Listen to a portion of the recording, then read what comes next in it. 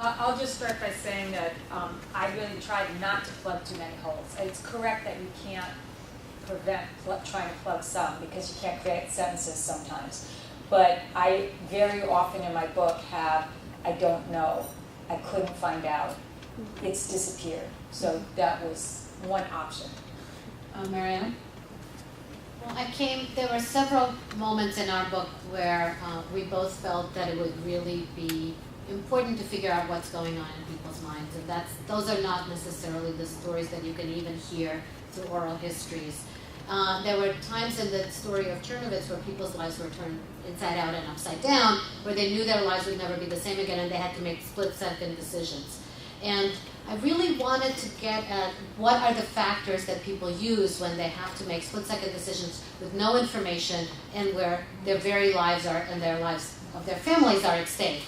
And so there was one moment in particular that we got to, which is where it was occupied by the Soviets, and they knew Soviets were fleeing, the Nazis were coming in. And they could either flee with the Soviets or they could stay and face what was going to happen. A lot of people had to, and we had examples. Some people had to stay, they were taking care of their parents, other people decided to go. So in the book we have a section where we actually tell some things with some based on narratives, but really tell it in italics, sort of in the voices of those people. It was the one moment where we really felt that we had to do that. I'm still very confused about the ethics of it. We were very confused about how to do it in the book, whether to put it in italics or whether to tell who they were. But there's something that for me comes alive in that moment, and it's really about my own investment. The other thing I should say is, for both of us, but maybe particularly for me because I'm so close to that story, there was a tremendous sense of responsibility to the people that we were talking about. And that doesn't mean that you can't fictionalize a little bit, but there was some way that I felt like there were people I grew up with, friends of my parents, uncles, aunts. It's not just a family story, there are many, many different characters in the story, that I felt like I had to be true to some essence of those people, even though not all the facts I knew about, but there's some ways in which I had to get them right and how they would be thinking about something. So that's the measure I used. Okay. Gabriele? I said in my talk that it took me decades to overcome the resistances writing this story. Now, one thing I didn't mention, I started writing this story in my 20s as a young student. And I had what one could call the wrong model. I thought it would have to be a linear story that just tells the facts. I was almost paralyzed by trying to remain glued to what I could piece together from what my parents had told me. It started with my infant brother dying before I was born. But then it was impossible because, first of all, there were all these gaps, and I felt the story didn't make sense like that. It never occurred to me that I could say, this is as much as I know here, and this is how it affects me, and this is how it affects the children in my class, the other kids I knew. I had that wrong model of the linear story. And then, also, as Marianne said, the 80s happened, and all of a sudden people experimented with different modes of writing.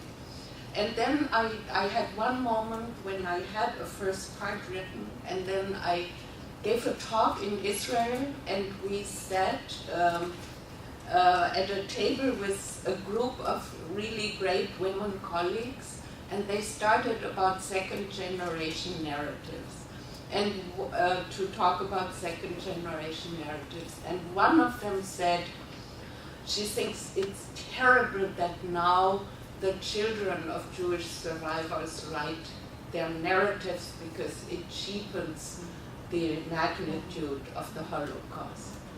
And it completely silenced me for more than another 10 years, because I felt, how would they think about a German post-war writer to then even write something?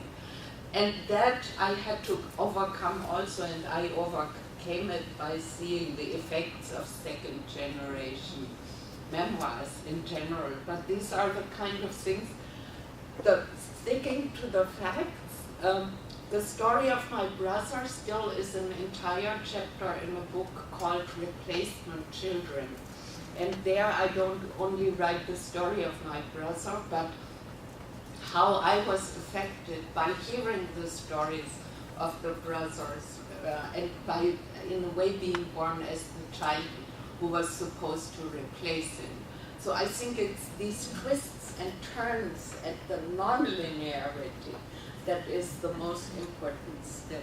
Judith, do you want to say? Well, I was just going to say, picking up on what you both said, that when you said plug in, I was thinking, well, maybe it's not necessarily plugging in directly, but looking elsewhere, so that if you hit a wall or there's something that can't be answered, there are new directions that can take. Like I was talking to someone who was beginning a similar project, and I said, well, you can't just get on the plane and go there. And she said, I know, it's so difficult to think of going to Poland or wherever she was going to go, because there's this mythic distance to getting there, and that some of it is just taking those steps to think of the question maybe, or think of the answer as maybe being in a different place.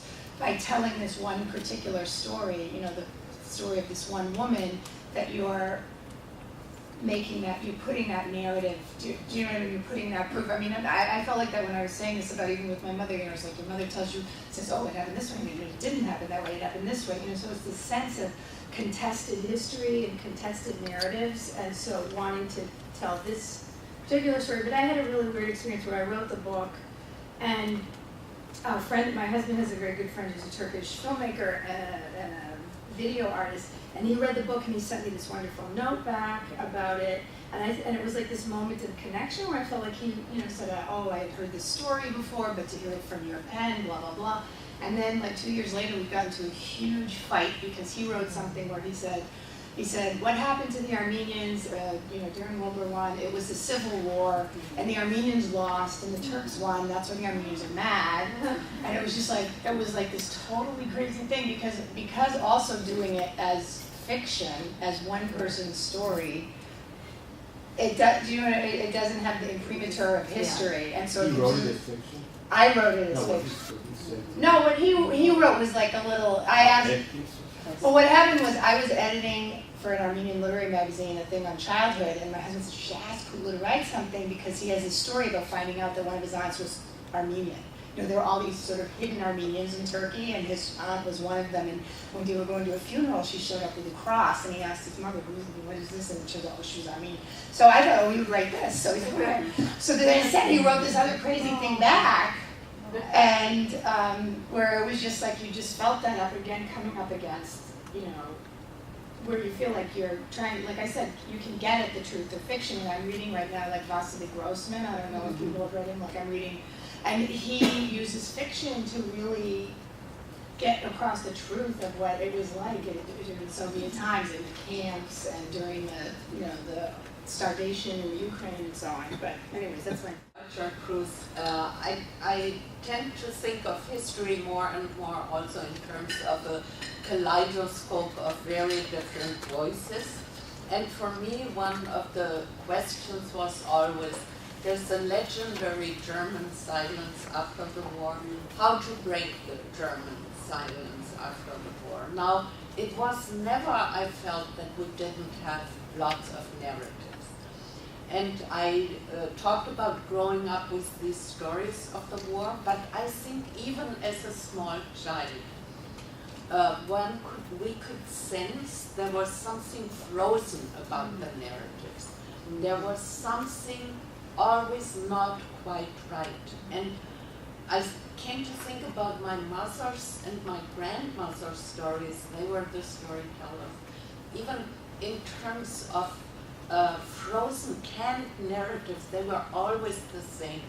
And you always had a sense there was something more. And so I think this telling stories alone doesn't break the silence yet.